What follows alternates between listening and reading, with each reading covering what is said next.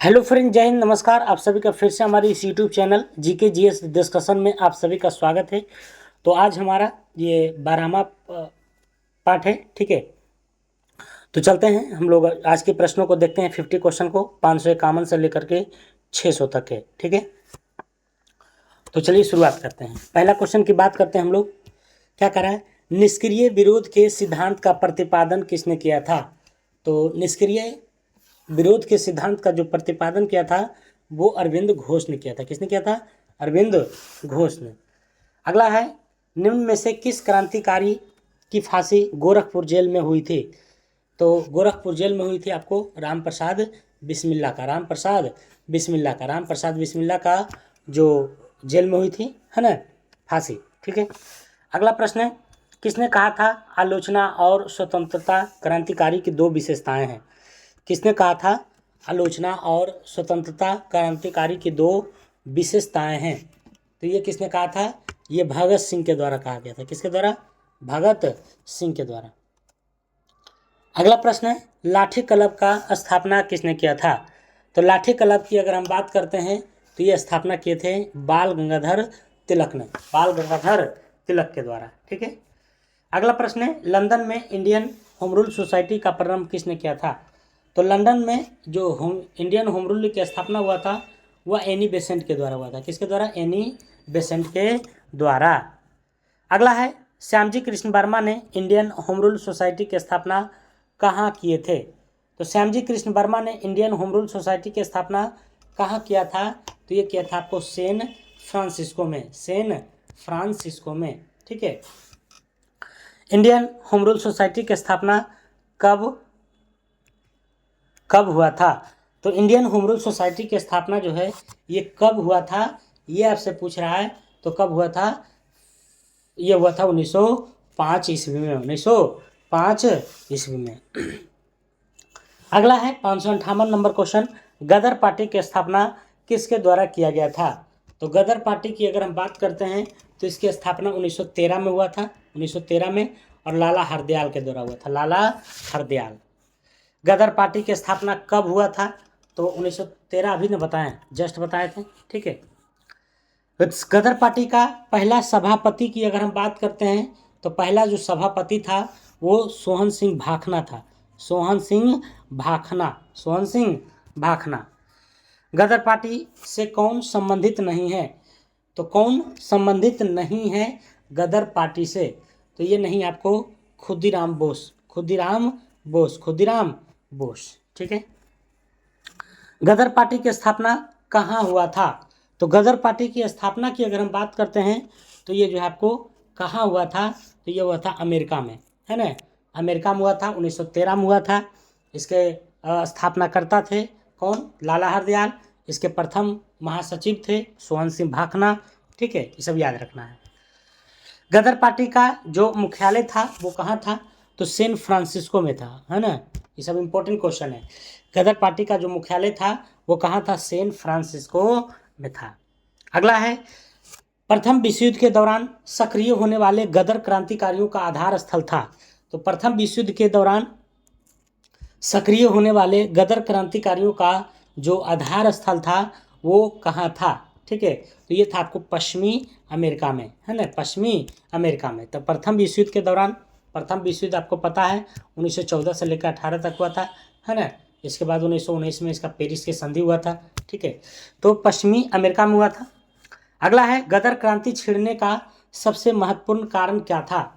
तो गदर क्रांति जो छिड़ा था उसका क्या कारण था?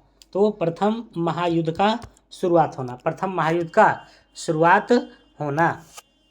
वह कौन था जिसने विदेश में गणतंत्रात्मक सरकार की स्थापना की? तो गणतंत्रात्मक मतलब प्रजा की सत्ता, है ना, प्रजा की,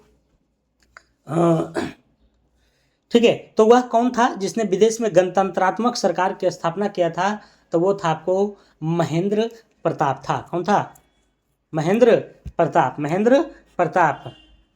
अगला प्रश्न है, करा है, प्रथम महायुद्ध के दौरान भारत की एक अंतिम सरकार बनी थी। प्रथम महायुद्ध के दौरान एक अंतिम सरकार बनी थी जिसकी प्रेसिडेंसी राजा महेंद्र प्रताप थे, हाँ थे, है ना, तो वो कहाँ थे ये पूछ रहा है, कहाँ से थे, ठीक है। तो ये अफगानिस्तान में थे, है ना। कहाँ थे, तो अफगानिस्तान में, अफगानिस्तान में।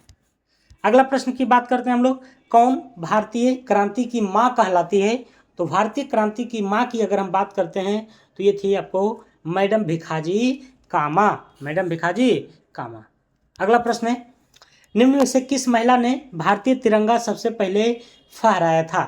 तो सबसे पहले भारतीय तिरंगा फहराने वाला जो मैडम थी वो कौन थी, क्रांतिकारी महिला थी, वो थी मैडम भिखाजी कामा थी, मैडम भिखाजी कामा।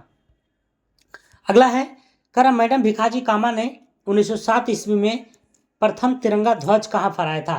तो ईस्वी को भी ध्यान में रखना है कि प्रथम जो फहराया गया था 1907 ईस्वी में कहाँ फहराया गया था। तो ये फहराया गया था स्टुटगार्ड में, स्टुटगार्ड में, स्टुटगार्ड में, ठीक है। सरदार उधम सिंह ने किसे मारा था। तो किसे हो जाएगा, है ना। तो देखिए बीपीएससी में पूछा हुआ क्वेश्चन है ये कि सरदार उधम सिंह ने किसे मारा था। तो उधम सिंह की अगर हम बात करते हैं तो इन्होंने जो है माइकल ओ डायर को मारा था, Michael O'Dwyer, Michael O'Dwyer को, ठीक है, माइकल ओ डायर को। अगला प्रश्न है, कह रहा है कि 1906 में लंदन में अभिनव भारत सोसाइटी की स्थापना किसने किया था। तो 1906 में अभिनव भारत एक गुप्तकारी संगठन था। तो विनायक दामोदर सावरकर हो जाएगा, है ना। पिछला क्लास में भी मैंने पढ़ाया था इसको। कह रहा कमाटा गारू क्या था, कमाटा गारू पूछता है, ठीक है, कि कमाटा गारू एक क्या था। तो एक जो है क्या राजनीतिक दल जो ताइवान आधारित था, चीन का एक किसान साम्यवादी नेता था, कनाडा की यात्रा पर निकला एक जलपोत था, या इनमें से कोई नहीं। तो इसका जो राइट आंसर हो जाएगा, कनाडा की यात्रा पर निकला एक क्या था, तो जलपोत था, है ना, जिसको उतरने नहीं दिया गया था, वापस कर दिया गया था। कौन कमाटा गारू घटना से संबंधित था, है ना। इसमें से बताना है कि कौन जो है इससे संबंधित है। तो सरदार बाबा गुरदीप सिंह, बाबा गुरदीप सिंह जो है, बाबा गुरदीप सिंह, बाबा गुरदीप सिंह जो है ये कमाटा गारू घटना से संबंधित था, बाबा गुरदीप सिंह, बाबा गुरदीप सिंह। अगला है, वह कौन थे जिन्होंने इंडिपेंडेंस लीग की स्थापना की थी। तो इंडिपेंडेंट लीग की स्थापना की थी वह कौन है, तो रास बिहारी बोस हैं, रास बिहारी बोस, रास बिहारी बोस है। सबसे ज्यादा बाद में क्या हुआ, है ना। तो निम्न में से सबसे बाद में क्या हुआ था। तो देखिए हड़प नीति की बात करते हैं तो ये तो 1848 में हो गया था। बंगाल का विभाजन 1905 में हुआ था। अस्थाई बंदोबस्त कब हुआ था, और सहायक संधि की बात करते हैं तो इसमें से सबसे बाद अगर देखा जाए तो सबसे ज़्यादा ये सब 18 में हुआ था, ठीक है, लेकिन ये 1905 में हुआ था, बंगाल विभाजन लॉर्ड कर्जन के समय में। बंग भंग विरोधी आंदोलन का प्रारंभ किस तिथि से हुआ है। तो बंग भंग विरोधी आंदोलन का जो प्रारंभ हुआ है वह किस तिथि से, तो 7 नवंबर 1905 से, 7 अगस्त होगा, ठीक है, 7 अगस्त 1905, 7 अगस्त 1905, 7 अगस्त 1905। बंग भंग विरोधी आंदोलन का प्रारंभ कब हुआ था, तो 7 अगस्त 1905 को। अगला है, बंग भंग के बाद कौन सा आंदोलन शुरू हुआ था। तो बंग भंग के बाद अगर देखा जाए तो 578 का राइट आंसर तो ये हुआ था स्वदेशी आंदोलन, है ना, स्वदेशी आंदोलन जो शुरू हुआ था आपको, ठीक है, बंगाल विभाजन के उपलक्ष्य में। बंगाल विभाजन की घोषणा कब की गई थी। सबसे पहले इसकी घोषणा हुई थी तो जुलाई में घोषणा हुई थी, जुलाई में इसका घोषणा हुआ था 19 जुलाई 1905 को, और ये लागू हुआ था आपको 16 अक्टूबर को, 16 अक्टूबर 1905 को लागू हो गया था, ठीक है, और 19 जुलाई 1905 को। 1905 में बंगाल विभाजन किस वायसराय ने किया था। तो यही लॉर्ड कर्जन, अभी जस्ट बताएं हम, लॉर्ड कर्जन ने। अगला है, बंगाल के विभाजन के समय बंगाल का लेफ्टिनेंट गवर्नर कौन था। तो बंगाल के विभाजन के समय जो लेफ्टिनेंट गवर्नर थे वो कोई और नहीं थे बल्कि कौन थे, तो इसका राइट आंसर हो जाएगा आपको sir Andrews Fraser, sir Andrews Fraser, sir Andrews Fraser, ठीक है। अगला प्रश्न है 582 नंबर, कर बंगाल के विभाजन 1905 के विरोध में हुए आंदोलन का नेतृत्व किसने किया था। तो बंगाल के विभाजन 1905 के विरोध में हुए आंदोलन का नेतृत्व किसने प्रदान किया था? तो ये थे आपको सुरेंद्रनाथ बनर्जी, सुरेंद्रनाथ बनर्जी, सुरेंद्रनाथ बनर्जी। ठीक है, अगला प्रश्न, बंगाल विभाजन के बारे में किसने कहा था कि विभाजन हमारे ऊपर बम की तरह गिर गया है ना? विभाजन के बारे में कहा था कि विभाजन जो है हमारे ऊपर बम की तरह जो है गिरा है, तो ये सुरेंद्रनाथ बनर्जी, सुरेंद्रनाथ बनर्जी। बंगाल में ब्रिटेन की वस्तुएं के बहिष्कार का सुझाव सर्वप्रथम किसने दिया था? कि बंगाल वाला जितना सॉरी अंग्रेज वाला जितना भी वस्तु है बंगाल में उसको बहिष्कार करो। तो इसका जो राइट आंसर हो जाएगा आपको कृष्ण कुमार मित्र, कृष्ण कुमार मित्र था, कृष्ण कुमार मित्र के द्वारा। ठीक है, अगला प्रश्न है, ब्रिटिश वस्तुएं के बहिष्कार को राष्ट्रीय नीति के रूप में कब अपनाया गया था? तो ब्रिटिश वस्तुओं को बहिष्कार को राष्ट्रीय नीति मतलब पहले तो बंगाल में था, अब पूरे राष्ट्रीय स्तर पर जो है इसका बहिष्कार होने लगा था। तो वो कब बताइए? तो 1905 ईस्वी में, 1905 ईस्वी में ही स्वदेशी आंदोलन हुआ था। ठीक है, बंगाल का विभाजन मुख्यतः किया गया था।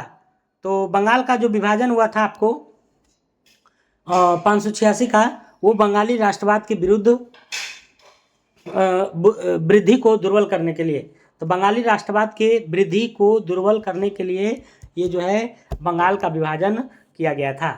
ठीक है, स्वदेशी और बहिष्कार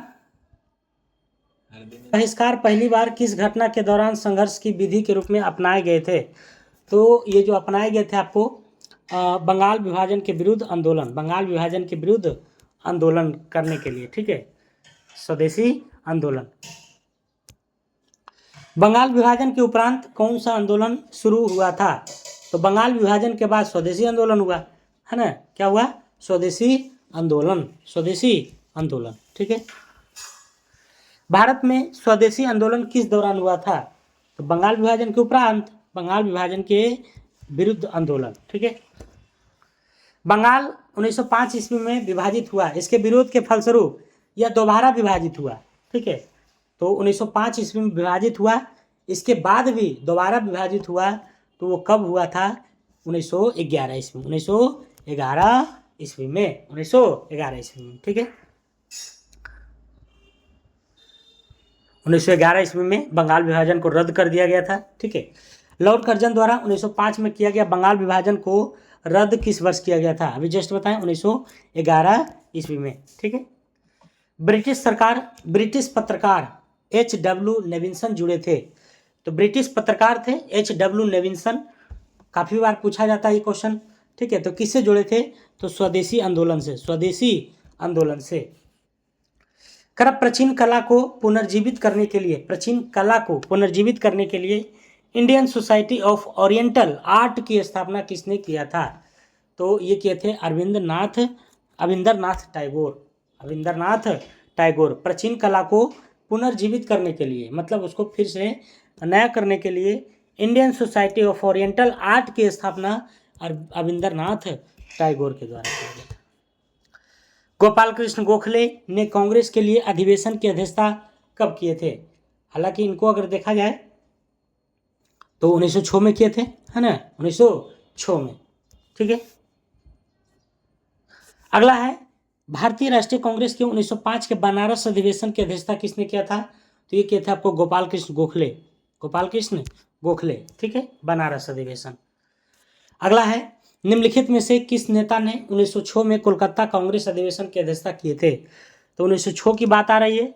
तो 1906 में जो किए थे आपको, ये किए थे आपको दादा भाई नौरोजी ने, दादा भाई नौरोजी ने। ठीक है, तो 1906 में कोलकाता कांग्रेस अधिवेशन की अध्यक्षता किए थे किसने? तो दादा भाई नौरोजी। ठीक है, अगला प्रश्न है, स्वराज को राष्ट्रीय मांग के रूप में सर्वप्रथम किसने रखा था?